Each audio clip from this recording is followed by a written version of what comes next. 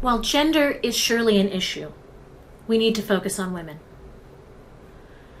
There are many versions of feminism, but they all share a certain premise: the notion that inequalities between women and men should be challenged, that women's experiences and concerns are important, and that women's ideas, behaviors, and feelings are worthy of studying in their own right. Feminist psychology, of which the psychology of women is based, is characterized by a focus on understanding women's own experiences, rather than on fitting women into traditional, often male-centered views of human behavior and societal relations. A feminist psychology of women is oriented towards questioning traditional assumptions about gender and towards empowering women. Feminist psychologists often try to understand gender-related behavior by looking at power inequalities between men and women. In addition, they are alert to cultural differences that affect women's psychology, acknowledging that there are many differences among women and that these differences, too, are often linked to power inequalities among groups. Take a moment to ask yourself what these women have in common and what are their common threads. Your textbook continues to look at common threads about women around the world. The Hema woman being fattened up for marriage, fattened so much that she often cannot walk down to get married, that being a status symbol for her husband. The young Argentinian women starving themselves to be thin, to be liked, to be appreciated. Or this ancient practice. Until the early part of the 20th century, it was common to tightly bind the feet of young girls. Small feet, called golden lilies, were considered a sign of beauty and refinement. Not only did binding keep the feet from going to full size, it deformed them and prevented them from developing the normal strength and flexibility needed for walking, making it difficult or impossible for a woman to walk unassisted. These women were not necessarily being prepared for a life of leisure, however.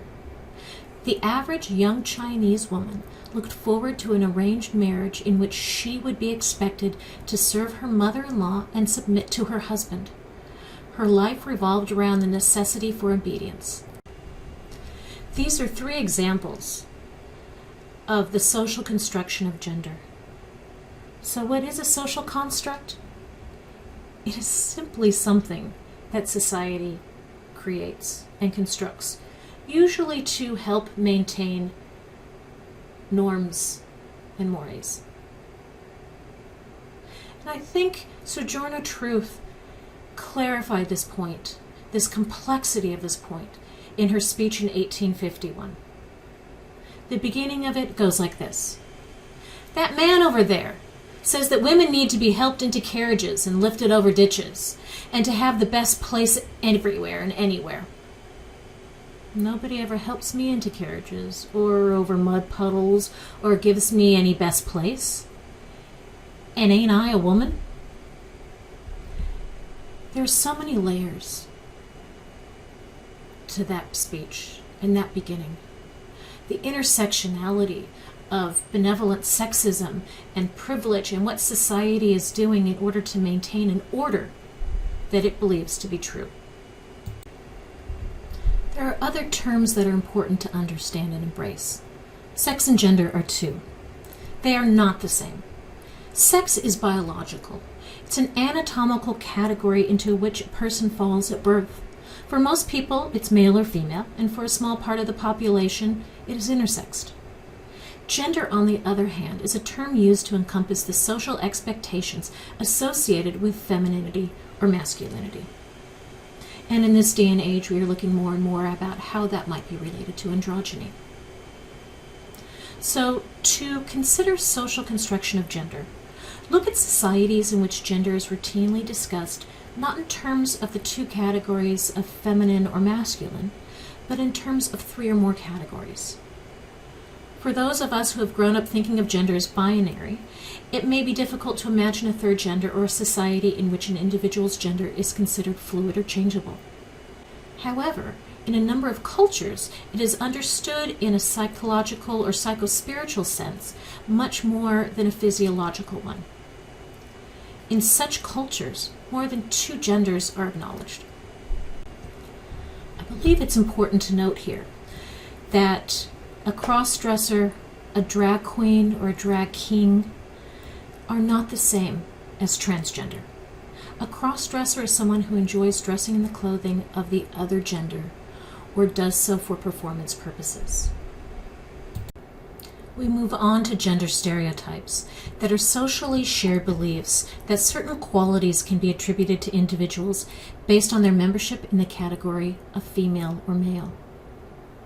It's constructed and maintained by implicit social agreements. It may be fairly specific to time and place. And whereas descriptive gender stereotypes simply entail expectations about what typical women and men are like, prescriptive gender stereotypes are more like unwritten rules about what women and men should be like. So how universal are gender stereotypes? We see them all around the world. The way women work are expected to work based on societal norms, and yet across a wide range of cultures, researchers typically find that girls hold fewer traditional gender attitudes than boys. And I think it's important to note that what is true of countries in which women and men have more equal opportunities, they do not differ as much in life expectancies, literacy rates, and earned income. They also tend to be countries in which young women and young men endorse more egalitarian gender roles and attitudes. Prejudice and discrimination go hand in glove. Prejudice based on sex is a negative evaluation of women and their work and their value. And there are many impacts to the stereotype, one of them that leads to prejudice. Within the world of prejudice and discrimination, we find sexism. And while there are many variations, 2 important to understand are hostile sexism, also called misogyny, and it's the dislike, the aversion, and the hate towards females who are seen as inferior to men's masculinity or power. Examples of this include beliefs that women are incompetent, unintelligent, manipulative, and irrational. Benevolent sexism, another form of misogyny, is quite different. It's a chivalrous ideology that women need protection and affection, or at least those who are appropriate in society behave the way they're supposed to. Examples of benevolent sexism are reverence of women as wives, as mothers, as child caretakers. It's a romanticizing of women as objects of heterosexual affection, and that men have a duty to protect these women. It is widely believed that sexism is the very first learned hate, and it's linked very clearly with other forms of prejudice, other isms, racism, ageism, classism, beautyism, sizeism. They all interact with sexism, and it's this intersectionality of oppression that creates even deeper layers for women. And we can't examine every possible combination. Rather, the important fact to remember is that women's experiences of prejudice can differ enormously in quality, and those differences are related to culture, to time, to place, and all the variety of ways that society constructs gender, leading to sex discrimination, which is the differential treatment of individuals because they are either female or male.